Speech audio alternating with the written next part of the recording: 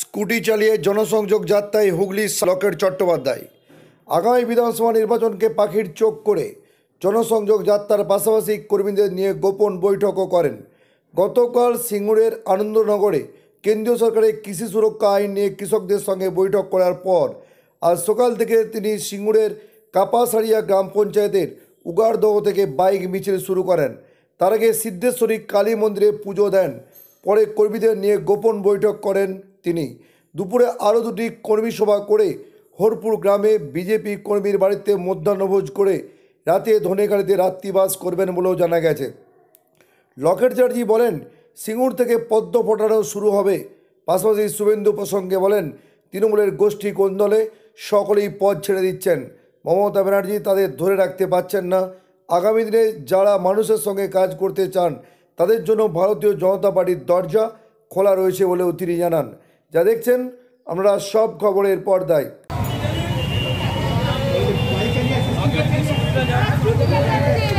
হ্যাঁ দিদি চালান, দিদি চালালে ভালো হয়।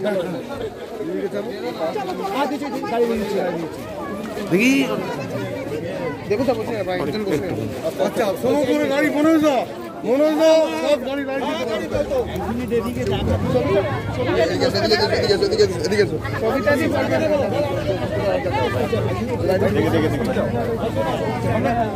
চলুন। মাতা কি জয়, ভারত মাতা কি জয়, ভারত মাতা কি জয়। চলো সরে যা आपकी बात मोदी सरकार सिक्योरिटी का नियत আছে।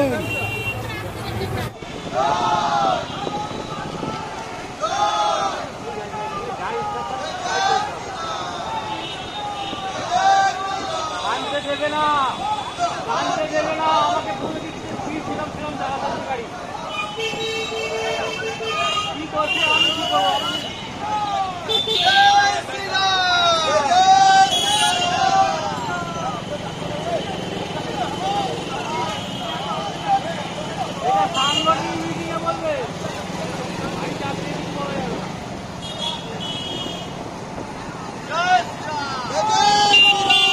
স্পিড এখন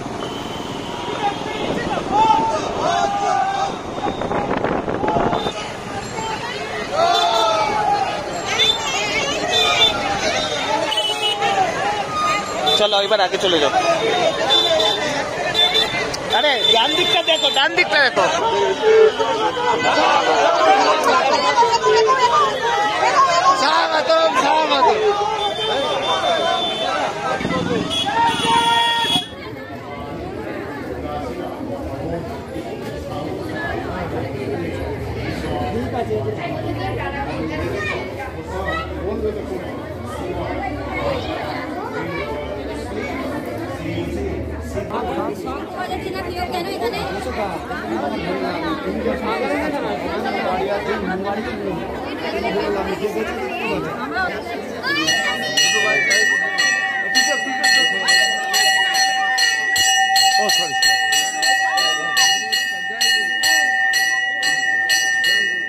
এই সুদীপ তো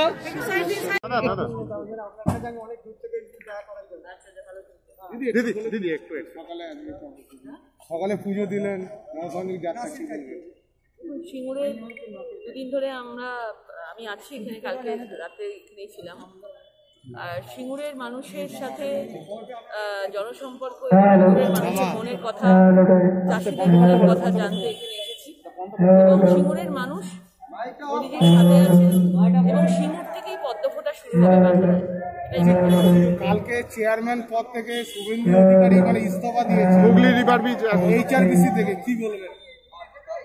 দেখুন, নিজেদের মধ্যে গোষ্ঠীদ্বন্দ্ব এবং একের পর এক তৃণমূলের যে প্রশাসনিক পদ বলুন সেগুলো ছেড়ে দিচ্ছে এবং তাদেরকে কোনোভাবেই মমতা ব্যানার্জি ধরে রাখতে পারছেন না।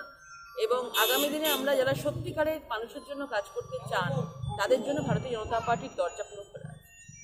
কল্যাণ বন্দ্যোপাধ্যায় রাজ্যপালের বিরুদ্ধে কলকাতা পুলিশকে বলেছে মামলা করার জন্য। ওনার কথা কেউ বিশ্বাস করে না। উনি এরকম ধরনের অশ্লীল কোনো সময় মন্তব্য করেন, এমন ভাষা উনি প্রয়োগ করেন।